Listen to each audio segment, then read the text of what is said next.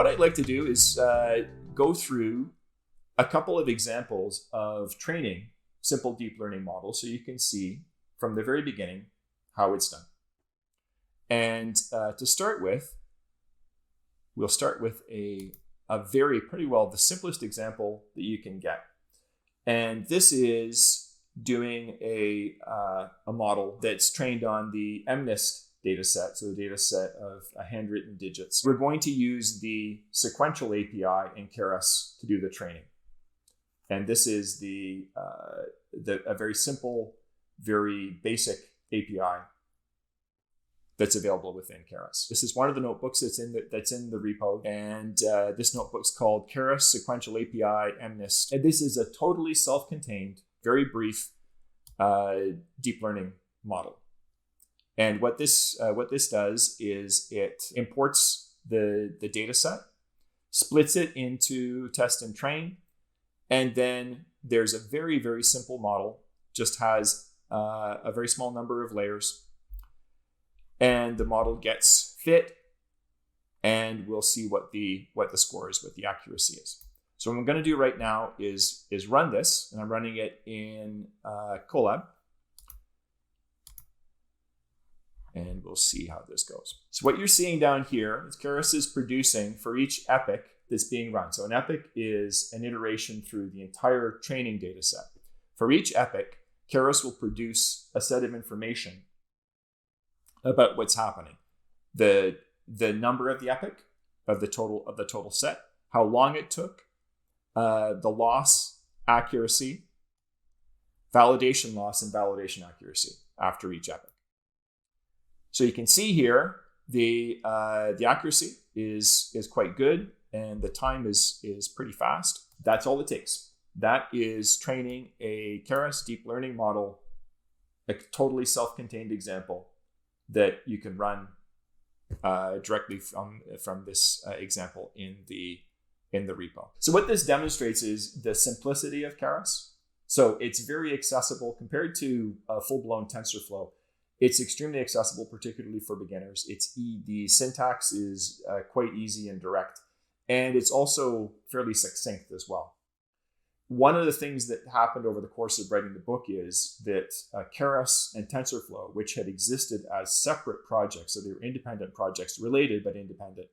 And as I showed at the beginning, our friend GPT-3 reminded us that Keras was originally meant as a front end for a number of different backends, including TensorFlow and Theano. So with TensorFlow 2, Keras became a full member. The two projects came together.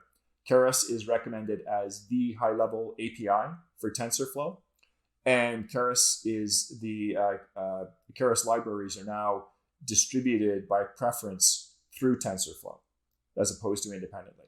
So this is really good news. It makes things simpler. It provides a much simpler interface for TensorFlow for people to use. It also sets up Keras as a first-class citizen in the world of TensorFlow. So I think that was a great architectural move that was made. And like I said, this happened over the course of the time that it took to write the book. So what I'm going to do now is go into the main meat, which is training the model that predicts streetcar delays.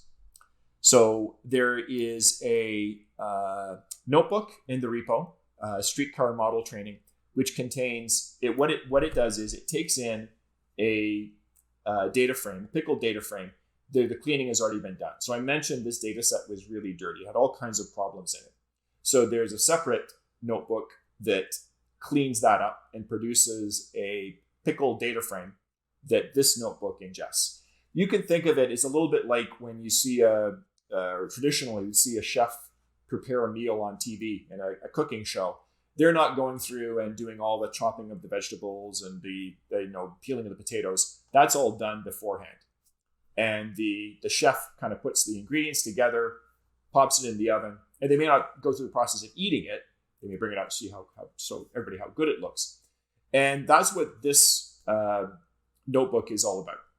It takes the data set, having already been cleaned up, does a couple further transformations on it, then it trains a Keras model on that data set and saves the model and the pipeline. I'll talk a little bit more about what's meant by the pipeline in a few minutes. This notebook is like the cooking show where you're not seeing all the ingredients being prepared. You're not seeing people sitting down eating the meal. That, in this analogy, that would be the deployment of the model. You're seeing the main event, the prepared ingredients being put together to make a fantastic dish. This notebook has a number of stages in it. So I'll go up here and talk about some of the elements of this notebook. Here, there's a long section that ingests parameters from a config file. So one of the things that I tried to do is make sure that there were none or as few as possible parameters hard-coded in the Python code directly. So there's a config file, and it's also available in the repo.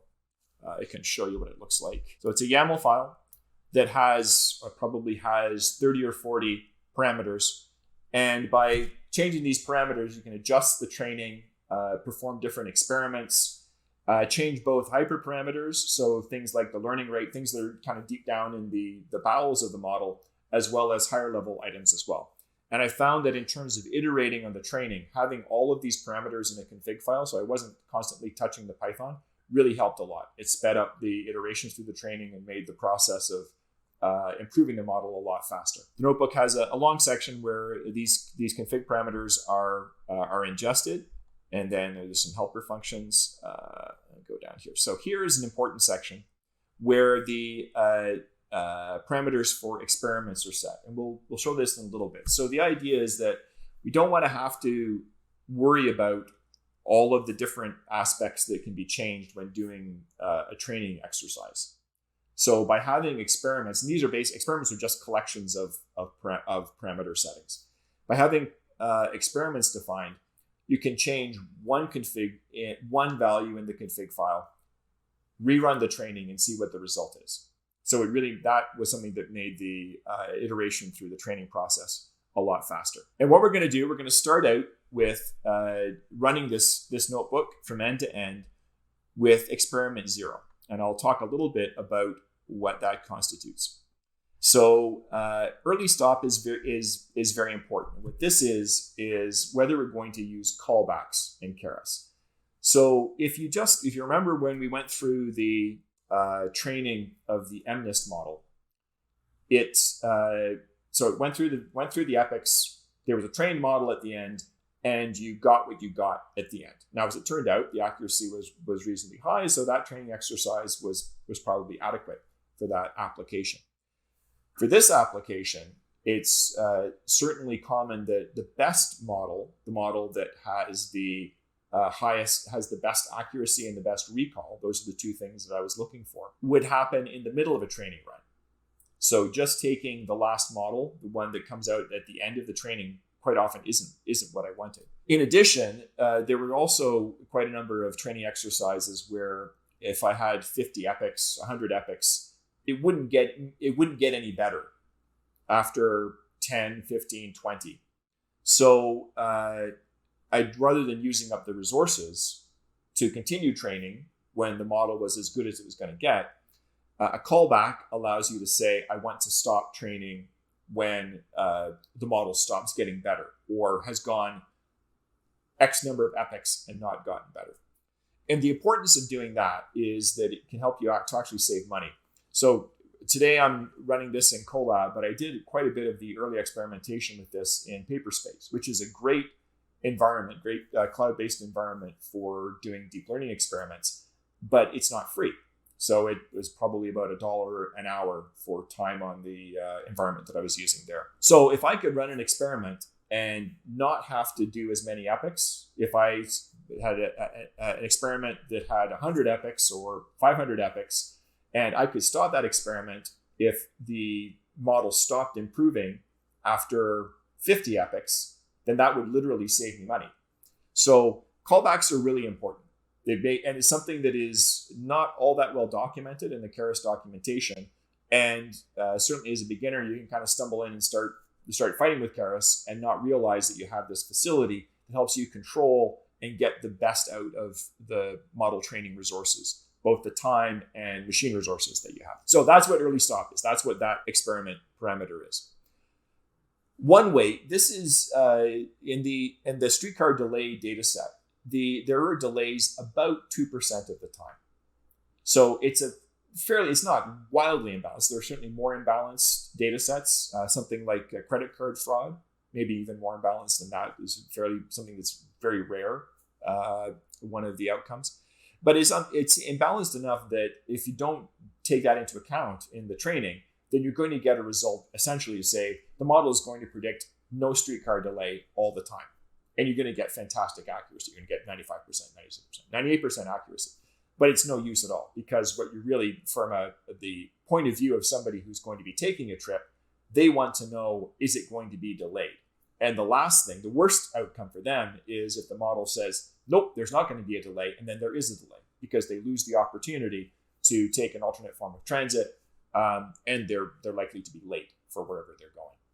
So having this balancing is important. And these experiments begin by not having the balancing. But that's what one weight is about. It's the weight that's applied to the test cases where there is a delay to balance off. And then the number of epochs. So that's another thing that's just sort of how many times do we want to go through the entire training set to do the entire data set, I should say, to do training. Actually, I'm going to go ahead and run this. So I'll go back to the config file. I've set the current experiment to 0. So that's what I want. And I am going to just run the notebook. Now, one thing that is, if you've used Colab before and you're aware of this, a couple of kind of dialect things about Colab. The relationship between Colab and Drive is where it's the file system to use with Colab. It's a bit problematic. I know there are a number of ways to do things. It's not entirely clear. So anyway, these two cells I've added specifically for working with Colab. The first one mounts Drive, so I have access to the directory in Drive. And in the document I linked to in the chat, there's a example of how you can clone the repo from GitHub into Drive. So I've done that beforehand. I've cloned the repo. The first cell here that I'm showing, this one, it mounts Drive. The second one sets the current directory to the directory that this notebook is in. And this seems to me, and this is a little bit counterintuitive, you'd assume that if your current directory would be the directory for the notebook that you're in, but that's not the case with Colab. You have to explicitly say what directory you're in. And because this code depends on a number of directories that are siblings of the directory the notebook's in, there's a directory for saving the models, there's a directory for data, there's a directory for the pipelines. It's really important that you're in the directory that you expect to be in. So with that, let's just run this notebook and see what happens. And I'm going to go down here. So I want to take a look and see what the data looks like. So you may remember, flip back to the original data set. The original data set looked like this. There were, I think there are 13 columns, and this data set only shows delays. So it doesn't show all the time when there are no delays in the system, it only shows delays. In order to do the training that I want, I need to account for times when there are no delays.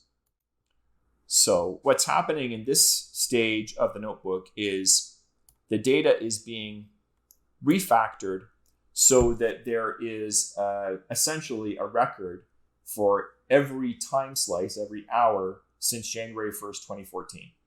And for time streetcar route direction combinations when there was a delay, the target's going to be 1. And for conditions when there isn't delay, it's going to be 0. I said before that there's a separate notebook that does all the cleaning of the data, but then this notebook does do some additional refactoring so that the data set is showing times when there are delays as well as times when there are no delays. This is what the refactored data set looks like, and this is what the model, in fact, is going to be trained on. So now I'm going to go down and take a look at the meat of this notebook. That is the code that defines how the model is put together. So one of the things about this code is it's not specifically the model, the generation of the model. So the definition of what layers make up the model, that's not hard coded to this particular data set. There are a set of layers that get generated for each column that's being used as a training feature, and the layers that get defined depend on whether that column is a categorical column. That is, it has a relatively small number of values. So root would be an example of a categorical column. Whether it's a continuous column, so something that has a numeric value like temperature, number of hours, cost, duration of delay would be a continuous column, and a text column. A text column would just be a free-form column. Now, it happens that this particular data set doesn't have any columns that are, strictly speaking, text, but the code works with data sets that would include free-form text columns as well. And there's a bit of gorpy syntax in here, but essentially what it's doing is it's putting together a different set of layers depending for each column that's being used as a feature to train the model. And the layers that are being put together are dependent on the type of the column, whether it's continuous, categorical, or text. And then there's more syntax here to put together all of the layers of the model. There are a number of here's an example here. The learning rate is one of those things that was pulled in from the config file. The optimizer, the loss function, these are things that are all set in the config file. And what measurements are going to be used to track the performance of the model. And here, the model summary statement in Keras will produce a summary of each layer in the model. So there are different ways in Keras to show what the architecture of the model looks like. You can use TensorBoard, which is a really nice way to get a sort of a 360 view of the model. There are ways to get a graphical. I think plot is a way to get a graphical depiction of the model. And summary is a really easy way to just see all the layers that make up the model.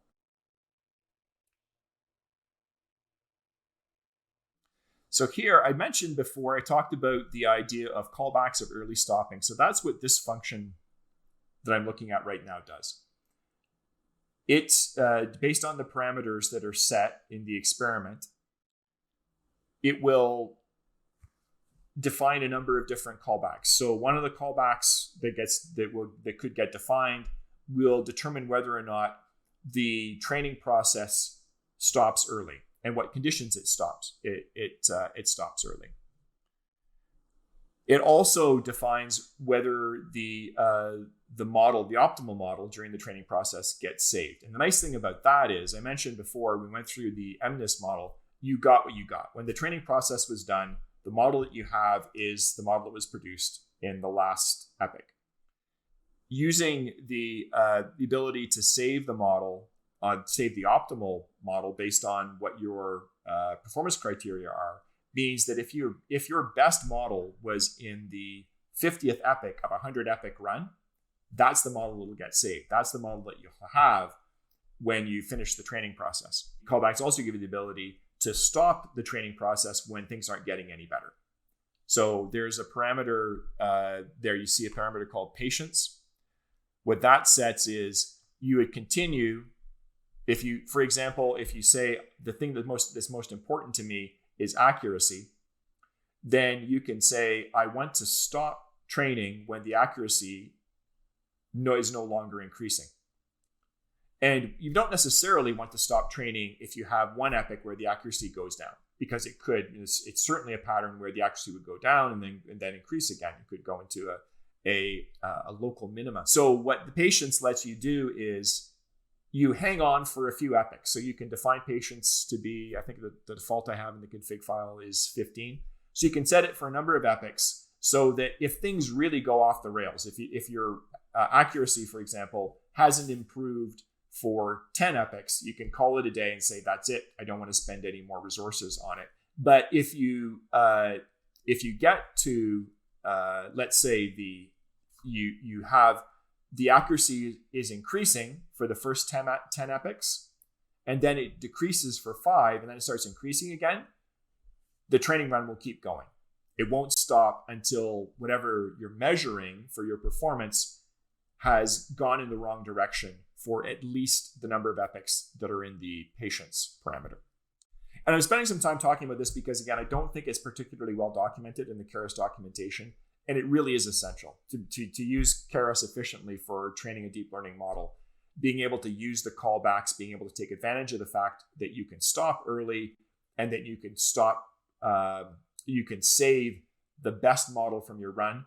It's really, really important. Okay, this is showtime. So in this cell, we actually do the training.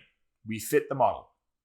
And there's an if statement here. So depending on whether or not early stop is set, there are additional parameters added. So let's see if I go to the right here. Oops.